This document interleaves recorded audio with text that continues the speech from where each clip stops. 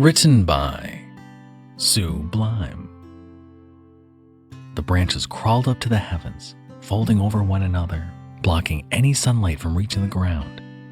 It was oddly quiet, save for the commotion of my friends, as the common squawks of birds and the occasional rustling of leaves caused by mammals were nowhere to be found. As Max and I were draping the tarp over the tent, Sarah was setting up the chairs, which now circled the pre-made campfire. Penny, meanwhile, sat on a bench, her face shoved into a generic fantasy novel. The three of us exchanged a glance, watching the blonde's lips suddenly open and close as she read along the page. She was so engrossed in the book that she didn't notice Sarah slithering behind her. She grasped Penny's shoulders, causing her to flinch and let out a squeak. She dropped the book, which landed unceremoniously in the dirt, before turning around and glaring at the perpetrator. "Don't give me that look," Sarah chuckled, raising her hands defensively. "You're in a camp with all your friends, and the best thing you can think of doing is reading a book? Penny, no offense, but that's lame." Penny, who was already fidgeting under the gaze of the group, began wringing her hands together, biting her lip. She turned away, refusing to make eye contact. "I didn't want to come here anyway," she murmured under her breath, her attempts to hide her frustrations less than successful. I let out a sigh, leaning on the opposite side of the bench from her. She immediately tilted her head up, teal eyes piercing through my gaze. "All right, listen. How does this sound? You can decide what we do today." She perked up at that, though her expression was still laced with uncertainty. "Really?" "Yeah, really." "Yeah, really?" Max ushered, trying to give me a look that told me to reconsider my tactic. I simply shook my head, silently telling him I knew what I was doing. He rolled his eyes but yielded, crossing his arms. "Well, I guess I've always wanted to see you guys hunt." She trailed off, her nails swiping at the bits of dead skin hanging off her fingers. Sarah's face twisted in confusion, tilting her head to the side. "Hunt? Like hunting deer or something?" "Yeah, or rabbits, anything I guess." Max laughed at the suggestion. "Well, we'd have to leave the camp for that. Are you sure that's what you want to do? You can't just give up halfway because you're scared." Penny's face flushed, her hands collapsing in on themselves. No, I won't back out. I want to see," she muttered, her voice a candle's flame compared to the forest fire that was Max's. It looked like she was regretting her choice, but didn't want to prove Max right by getting cold feet all of a sudden. Sarah, eyebrows furrowed, opened her mouth to question Penny's decision, only to be cut off by a thunderous clap. "All right, well, you heard the boss," Max scoffed, rummaging in the car and producing 2 hunting rifles, one which he passed to me. Even after how many times I've used it, I still couldn't get over how heavy it was. Its weight dragged me down with it, and I just barely caught myself before it could escape my grasp. "Just so you're aware," I began, propping the firearm against a nearby tree as I grabbed my backpack. "These are pretty loud, so you're going to want to stay back. They might damage your ears if you're not careful. Not to mention hunting takes a really long time. Hell, with how quiet it is, I'm not sure we're going to see an animal. Oh, and also..." "Okay, we get it, Johnny boy," Max interjected, his tone oozing with sarcasm. "Penny's a frail, fragile flower. We'll make sure no deadly rabbit starts, gently gnawing on her." Penny's face lit up hot red, Sarah's giggles hiding the girl's mumble of response. "Let the boys have this one," Sarah attempted to whisper, though her words still reached the two of us. "It's the only thing they're good at." I rolled my eyes, slinging my pack on my back before following Max's steps. "That's so. Well, I'm sure you two can handle yourselves, so I'll be going without." Before I could finish, Penny's shuffling footsteps already reached behind me, her body centimeters away from mine. I could practically hear Sarah's eyes rolling as she awkwardly jogged to catch up with us. It was weird. The woods were usually filled with noise. Birds squawking, branches swaying in the wind, and the occasional scurrying of rodents. So when the only sound consisted of dry leaves crumbling under our feet, the grip my fingers had on the gun tightened. Sarah attempted to fill the void with snide remarks, only to be silenced by, much to our surprise, Max. Each hush left her more flustered, clearly frustrated with having the resident joker taking her role of the responsible one. I thought that this was all in my head. My paranoia was causing inconsequential details to appear unnatural. That wasn't until I took a look at Penny. Her eyes, the same hue as the sky above, constantly darted to every corner of the forest. Her body seemed to slouch more and more every time, wrapping her arms around herself to block off any attacker. It was hard to tell if that was just how she acted or if she too felt the urge to check behind her every now and then. I slowed my pace, allowing her smaller strides to keep up with mine. "Hey, Penny," I greeted, causing her to look up at me with a start. Her wide eyes seemed to have trouble focusing on anything. "I know Max's comment probably made you a little self-conscious, but he's just a jackass. I promise, if you really want to go back, none of us will judge you. Well, besides Max, but again, jackass." She didn't respond, so I pressed on. "Do you want to go back? Be honest, all right?" She took a moment to mull over the offer before shaking her head. "No, making Max wrong is worth staying. I can handle myself." Despite uncertainty lingering in her words, stubbornness overshadowed it. "You know, not in a million years would I have expected your first choice of what you wanted to do to be hunting. I mean, no offense whatsoever, but I always thought you were squeamish." She laughed, her hands fidgeting with the straps of her bag. No, I'm a big fan of biology. I've seen way worse things in documentaries than a dead deer.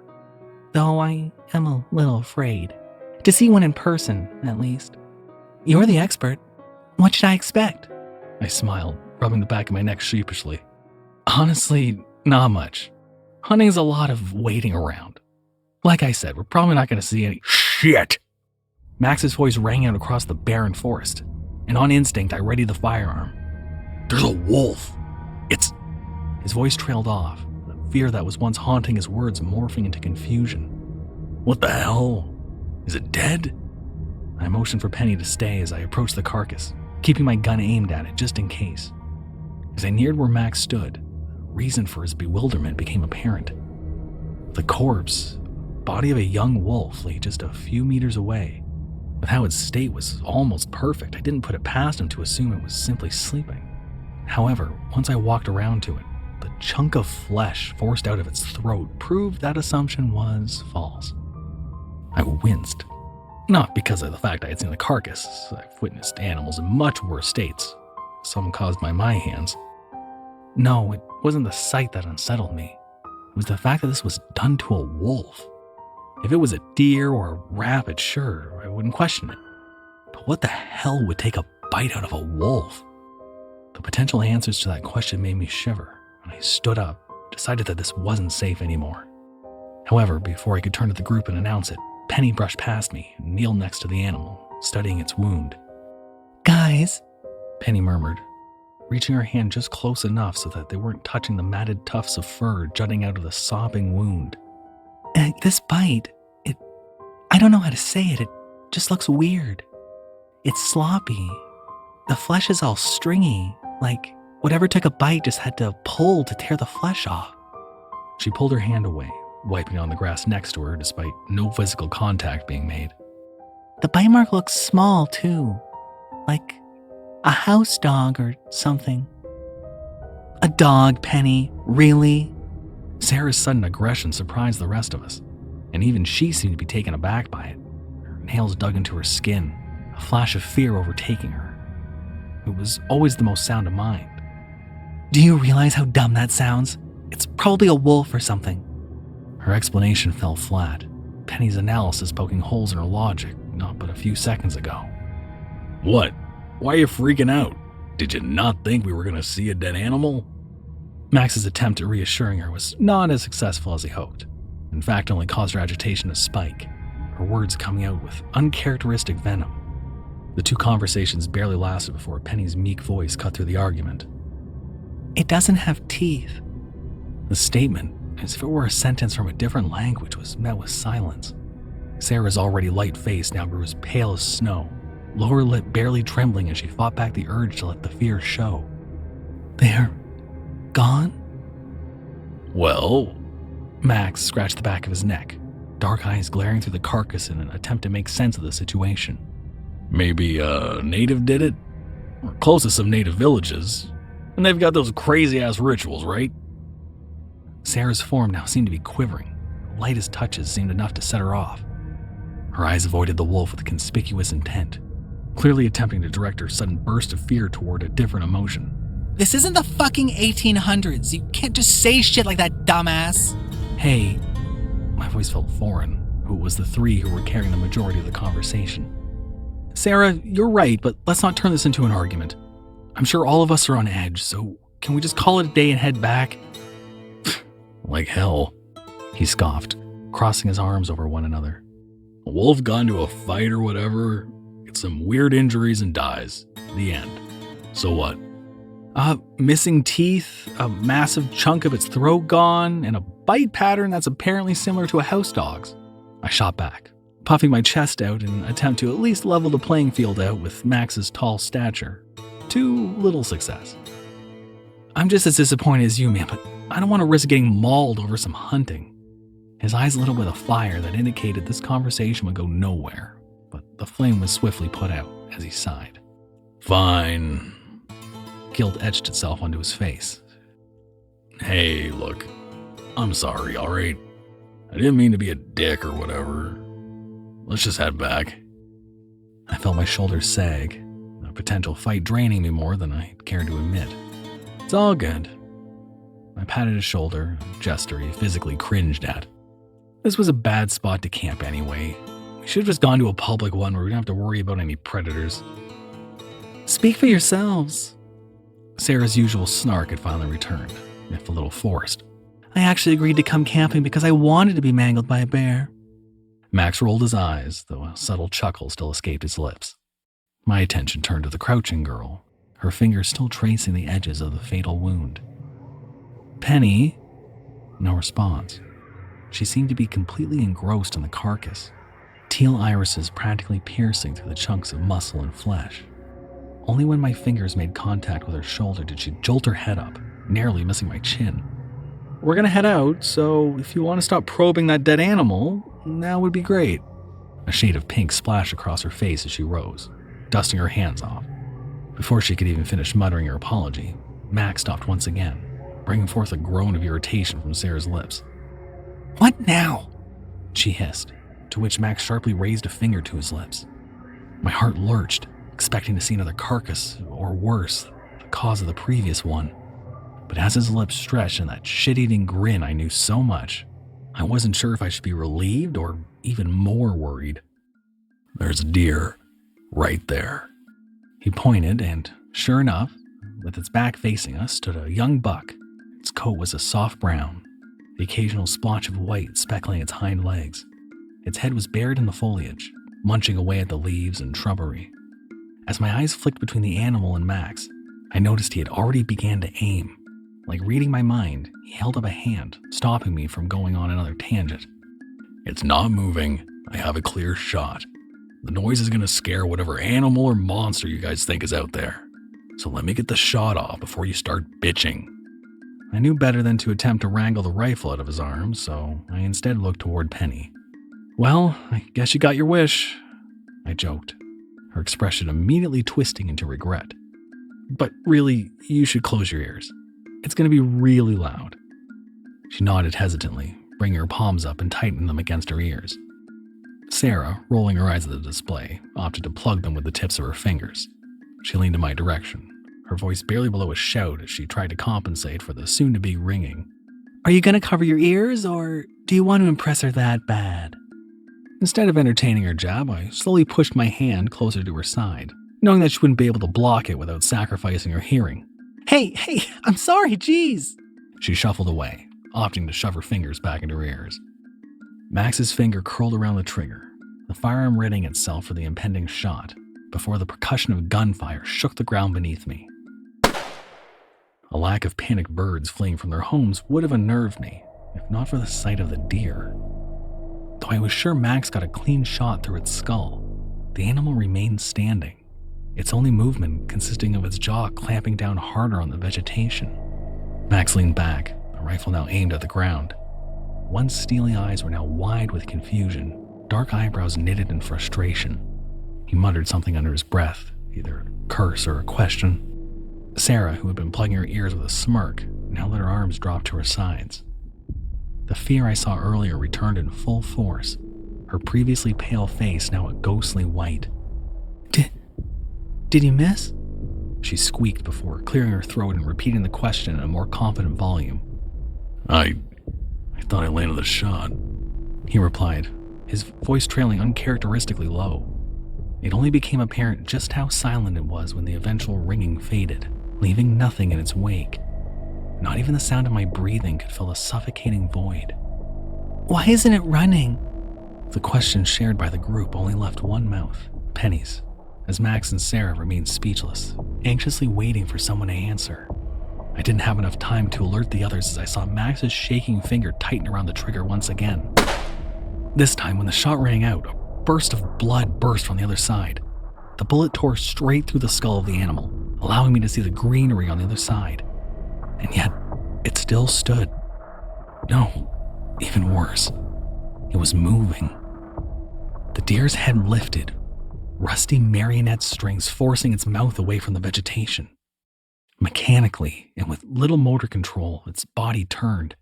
One foot stumbled over another, causing it to trip over itself, and I could hear Sarah let out the breath she held since Max first pulled the trigger. Her relief was short-lived as the herbivore caught itself. The sudden halt in movement causing a chunk of something to spill out from somewhere in its throat. As its face came into view, Penny gagged, hand clasping over her mouth. Its left eye, once full of life, retained not a single trace of color. A gray, lifeless orb bulged out from sunken sockets, tendrils of red snaking from the ends of its pupil. Its right eye, however, was no longer there. Viscera shot out from the hole where its eye once was, brain matter oozing out like honey. Its neck could barely keep its head up, the skull limp despite the deer's attempt to keep its eye on us. All of that would have been enough to make my legs give out and for me to run screaming. But what truly did it was the fact that instead of rows of flat, dull teeth, monstrous fangs lined its rotten gums. Like blades of a bear trap, they gnashed together, so large and out of place that it forced its mouth to remain open in a permanent, savage gape. Tufts of black fur jutted out from between each overlapping tooth, the strands swaying in the wind ominously, the same color as the wolf's fur. Max immediately unloaded the clip into it, uncaring what the string of percussion might do to us. Each destructive explosion caused my ears further harm, my hands doing little to block out the noise. Sarah had already fled from the scene before the rifle could finish its barrage. It continued stumbling to us, each bullet taking a chunk of bone and flesh from its face, but doing nothing to slow its advancements. Feet held by nothing but sinew and tendons dragged across the dirt, the clicking of its hooves reverberating through my ears. Max, realizing the futility of his actions, tossed the firearm at the beast, barely phasing it, before turning tail and following Sarah. Penny, seemingly paralyzed, watched the monstrosity approach us ever closer, her nails digging so far into her skin that it began to bleed. Teal eye suddenly flicked to mine once my fingers wrapped around her wrist, breaking her out of her trance. I tugged, sending her forward. Her legs attempted to keep up with mine but failed, resulting in her white tennis shoes scraping across the muddy ground. The disjointed gallop that followed our every step gradually sped up, the beast seemingly gaining stamina the longer it chased us. I spared a glance behind me, Penny's haunted face filling my vision. The deer's teeth snapped shut with an audible click, its distended neck pushing out in an attempt to reach us. Just before we managed to reach the campsite, Penny's scream rang out, and I watched as the deer slammed its teeth down onto her leg. Blood shot out of the wound like a water balloon popping. The sudden halt of speed caused my body to lurch onto my back. I watched as his mouth opened to slam his jaw shut again, the angle of the bite unable to make a clean break. Before the blades could clamp down into her flesh, I reeled the butt of the rifle back and thrust it forward, smashing into the animal's skull. Its teeth detached from her skin, and Penny, who had barely risen to her feet, began limping after Sarah and Max. Before it could recover from the blow, I once again slammed the rifle into its head, this time breaking the skin and sending bits of skull scattering. The deer crumpled to the ground, twitching violently as if attempting to force itself to get up. However, I stuck the barrel of the rifle into the soft entrance I managed to carve a way into before firing once, twice, thrice, until all the firearm produced was a pathetic click. Its writhing ceased, smoke exiting the wound as various exits littered its body.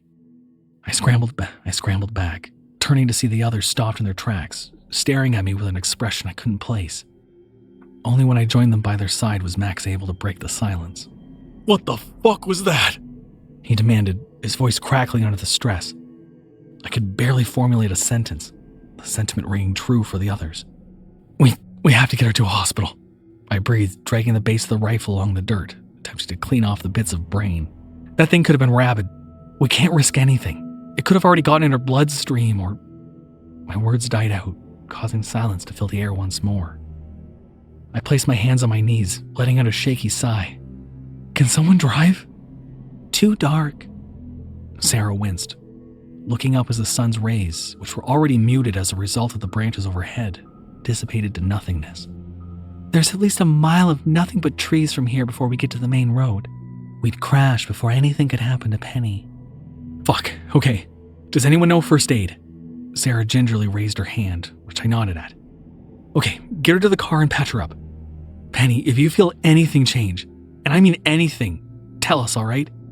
We're gonna stay up for the night, but if you so much as feel uncomfortable, we're out of here.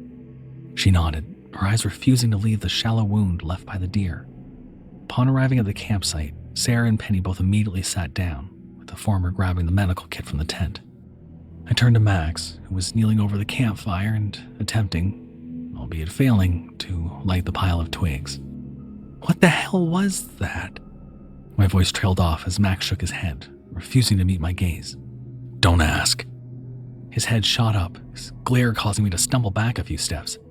Unless we're gonna have a problem. We just need to get her to a hospital, and then we can forget this ever happened. Max, drop it! His shout rang out any argument I had, his voice reaching the two. Penny's wide eyes were directed at Max, making frequent stops to mine. Her expressions were akin to a patient awaiting bad news, fear interlacing her teal irises. Sarah gave Max a silent warning, to which his shoulders dropped. Just drop it, man. Please. I nodded, silently turning my attention to the makeshift first aid Sarah was providing Penny. How are you? Penny's head suddenly jolted up with a movement that never failed to startle me. It didn't help that my paranoia was already at its maximum, causing my muscles to tense. As brown met with a familiar shade of teal, I allowed myself to relax. How are you holding up? I continued once I realized Penny wasn't going to respond. She barely nodded her head, her eyes growing distant a few moments later. Her eyelids fluttered, attempting to concentrate on staying open. Sarah seemed to notice this as the back of her hand lifted to Penny's forehead. Not that bad, all things considered. I thought you were burning up, but you just seemed tired, she concluded. Penny barely acknowledged her comment. With a sigh, Sarah gently brought Penny's head down to her lap, fingers interlacing with Penny's blonde locks. We should head to bed now. I think she's had enough excitement for one day. That's probably for the best, noticing that the source of light was now reduced to the dying embers Max attempted to ignite. Me and Max will take turns keeping watch. We'll wake you guys up the moment there's any sun so we can get Penny to the hospital. Sarah hummed in approval, gently tapping Penny's cheek, whispering something that caused the blonde's form to rise. She was practically dragged to the tent by Sarah, who gave a small wave before disappearing behind the fabric. Max and I stood in silence, neither daring to make the first move. I'll take the first watch, he muttered, fingers digging into his pockets as he fished out a cigarette. Least I can do for losing my rifle back there, right? You can sleep now. I got this. His attempt at humor was half-assed, even by his standards. Disappointment etched itself onto his face as my lack of reaction caused him to sigh. If anything happens, please wake me up. He nodded, lighting the cancer stick before collapsing onto a chair, his stare fixated on the tree line. I spared him a final glance before entering the tent, which was situated across from the girls' tent. Though the inferior of the two, I didn't pay the jutting rocks digging into my skin any mind. Though the sense of dread I felt in the forest no longer loomed over the air like a thick smog, it still didn't mean I could ignore the fact that there was something wrong.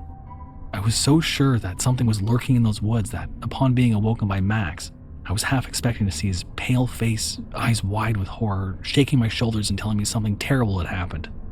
But all I awoke to was his dull expression, eyes drooping with exhaustion. Your turn. By the end of his words, he fell into the sleeping bag, his loud snoring already sounding off before I exited the tent. The fire, which had already been reduced to a few desperate embers, flickered in the wind as the dying flame miserably fought to keep itself alive. I tossed a few logs into it before beginning my first trek around the campfire. my body desperately screaming at me to return to my sleeping bag. However, the encroaching darkness, fought off by only the dying fire and the rare ray of moonlight, was all my brain needed to keep my legs moving and my body upright. Or I hoped it would. By the half-hour mark, the butt of my rifle, which started positioned firmly in my right hand, now dragged across the dry terrain, the imprint of a circle appearing wherever it trailed. Max's shift seemed to be eventless, but I had never expected boredom to so easily replace any remnants of fear.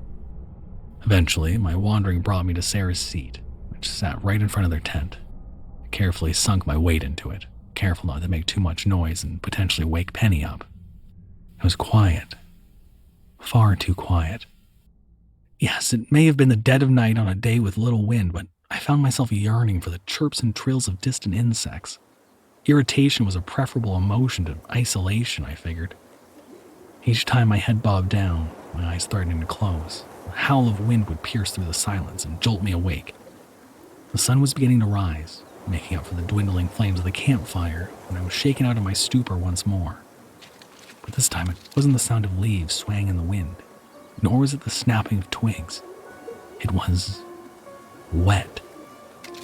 Though barely audible, the crude squelches instantly brought me to my feet as I walked to the side of the tent where Sarah slept. "I get that you're hungry, Sarah, but you really shouldn't be up right now," I ushered, my voice careful not to rise too high. "Get some sleep, all right?" However, the sloshing sound didn't cease. In fact, it only got louder, a faint smack of lips accompanying it. My heart sank and a sudden wave of fear washed over me. "Come on, Sarah. Penny's gonna wake up." Nothing. With an agitated groan, I walked over to the front of the tent, fingers clamping down on the metallic zipper. Giving Sarah one final chance to announce herself, I unzipped the entrance, only for a pungent odor to hit me square in the nose. The moment the seat inside was visible, my heart lurched forward, and bile began rising in my stomach.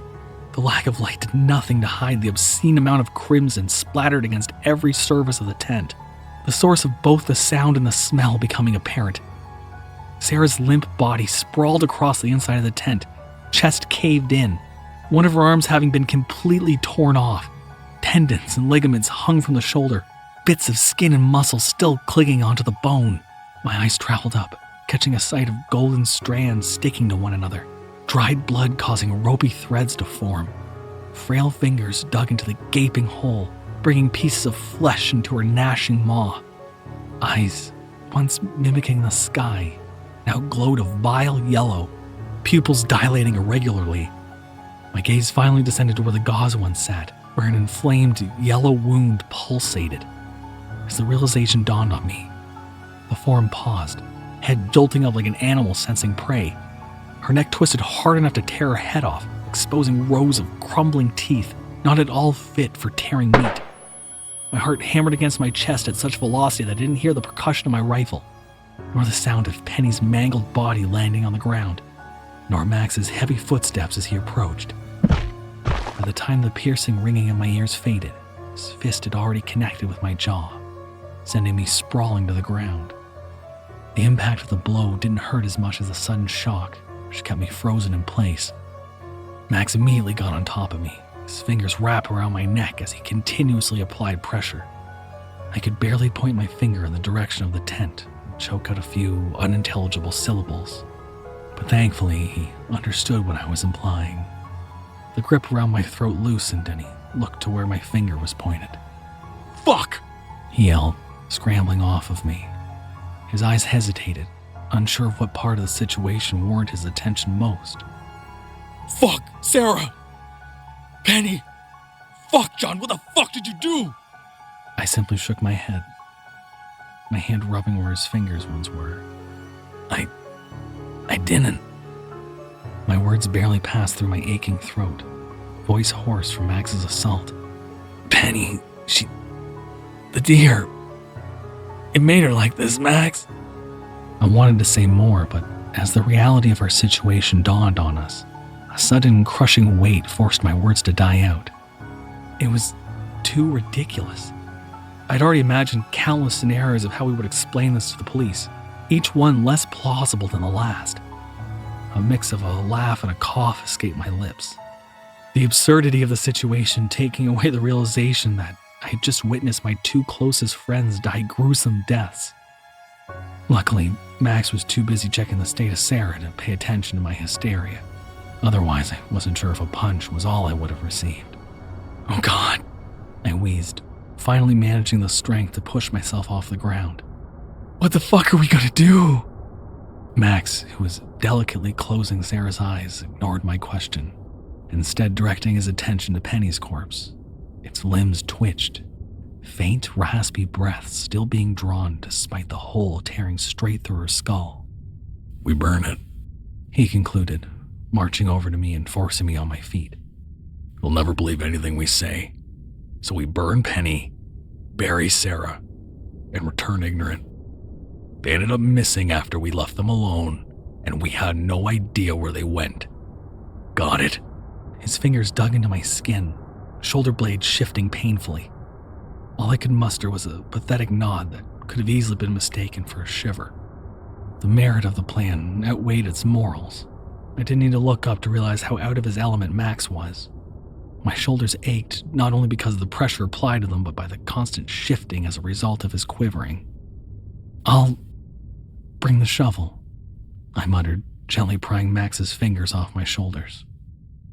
Once freed, I grabbed the tool from the car, returning to the gruesome scene. Who's dragging Sarah? The words felt heavy on my lips, and the moment they left, a rush of guilt flooded through my veins. How could I talk about her like she was some thing now? I stared at him expectantly, and he back at me. After a few seconds, he finally sighed, his shoulders slumping.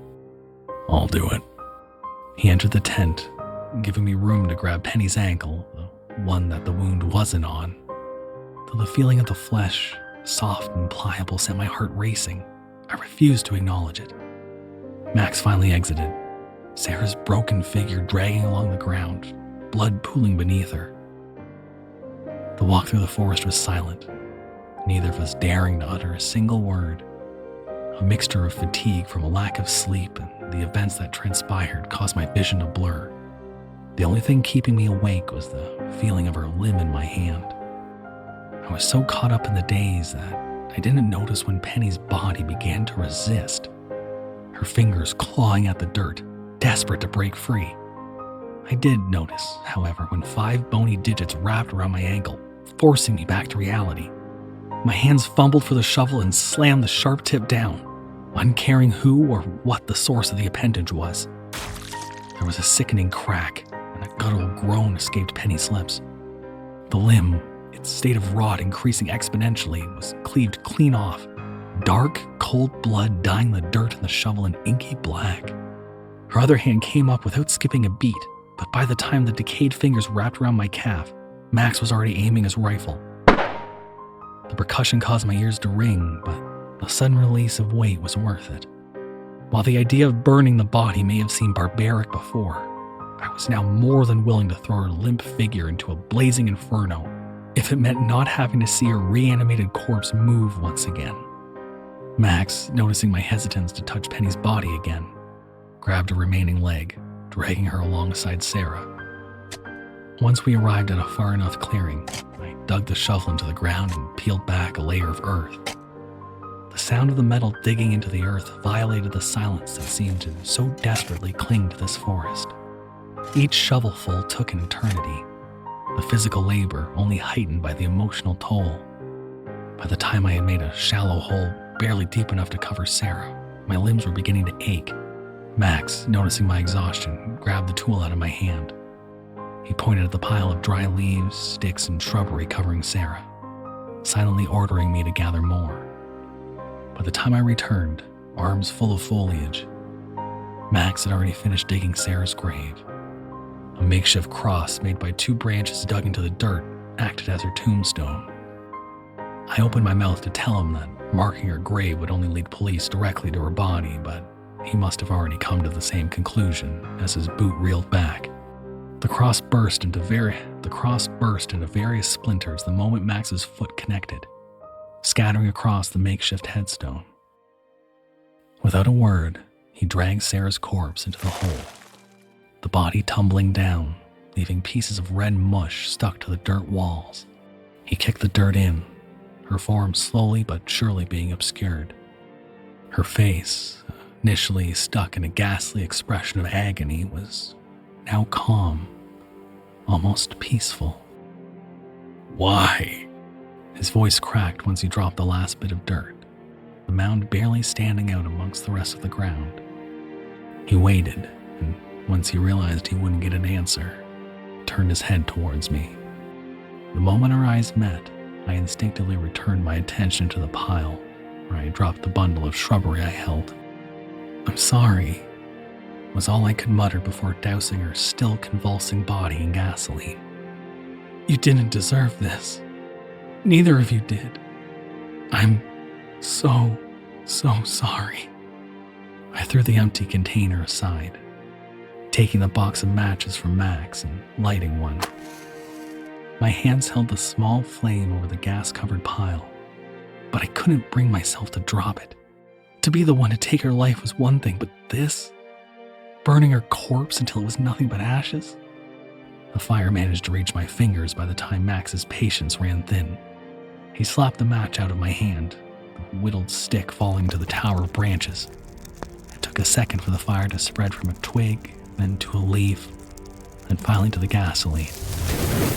A blast of white enveloped my eyes as a burst of fire shot up, tongues of flame lapping at each other, until all that remained of Penny was ashes.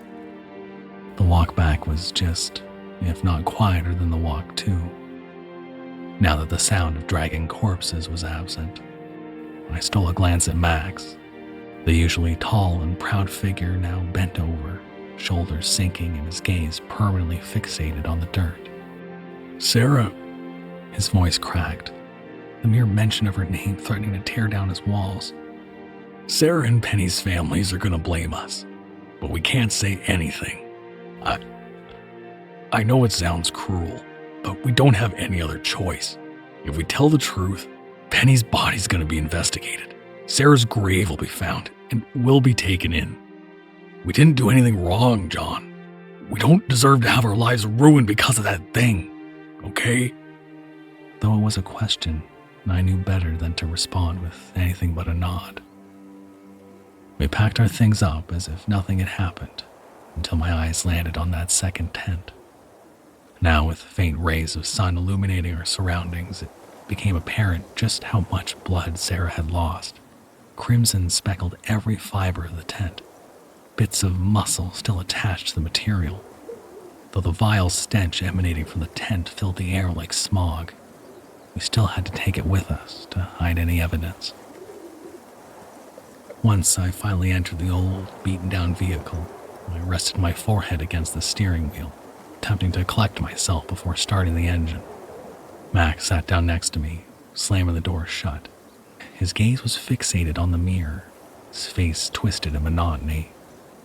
His constant blinks, undoubtedly to make sure what happened wasn't some fever dream.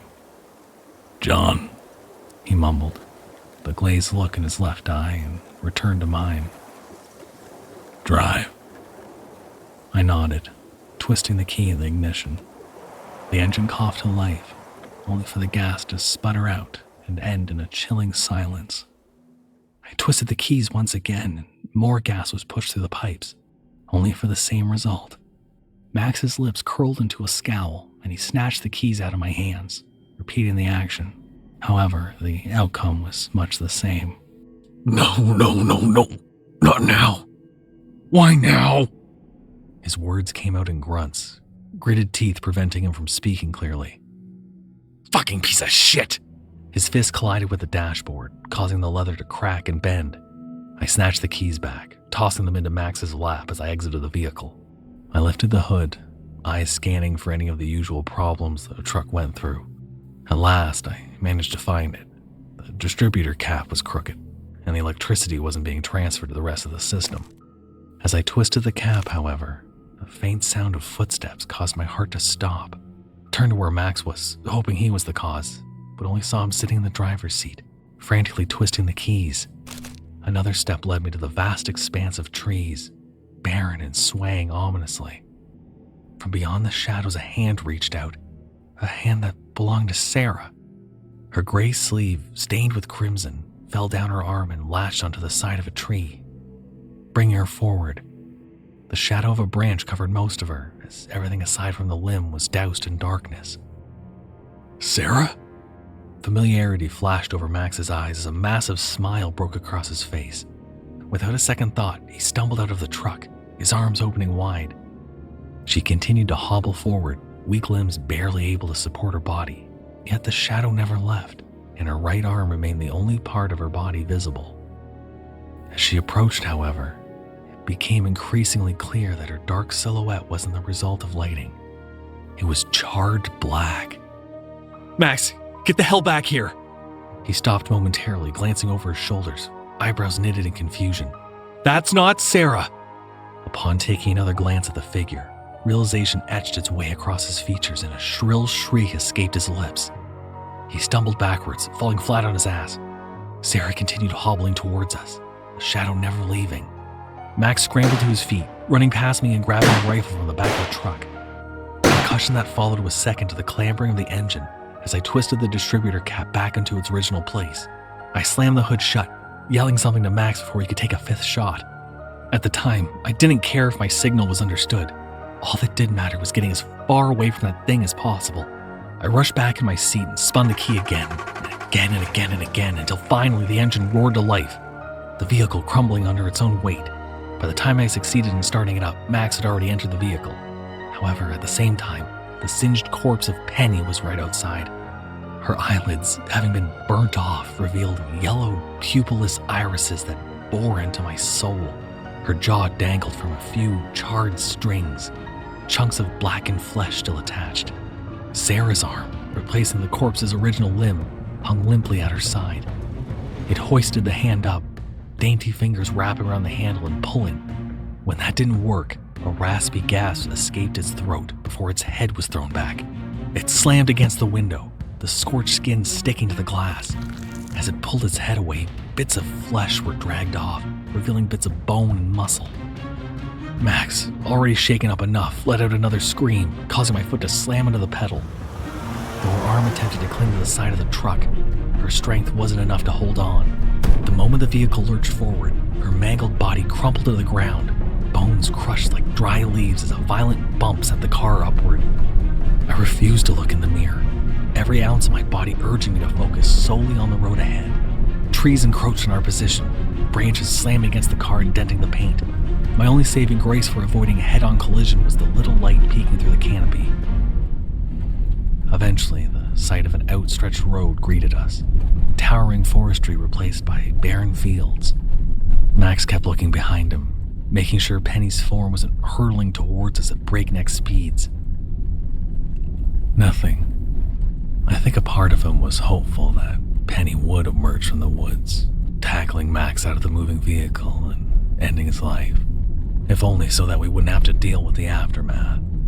However, as seconds turned to minutes and minutes into hours, it dawned on him that we would have to live with what had happened.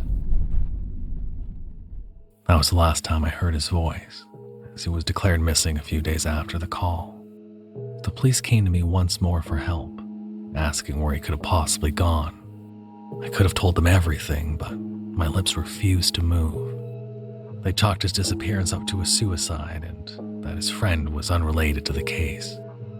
I allowed them to believe it, and not just because the reality was too ridiculous to swallow. I allowed them because Max deserved peace. He had crossed the line just for the sake of hiding the truth, and I wasn't going to let our transgressions go to waste. For the past week, my sleep has been haunted by faint scratches and smears against the glass. Every shadow resembled Penny's hulking body, and every sound resembled her dragging footsteps. It had gotten so bad that, for the first time since coming back from the trip, I willingly talked to someone. The police investigated whatever was causing the noises, taking more than a day to authenticate the results. Yesterday, a cop entered my room, dragging a chair behind him as he took a seat. I remained curled under the sanctity of my blankets, refusing to meet his gaze. That didn't stop him from beginning to speak, his gruff voice filling the room with the only voice it had heard besides mine in months. Mr. Andrews, I'm afraid that your concerns of someone residing outside your window are founded. My heart lurched forward, fingers clamping the sheets in an attempt to conceal their trembling. However, it may bring you comfort to know that it's someone you know. The fingerprints found on the glass belong to Max Haddock. Thank you for listening. You can handle another horror story, right?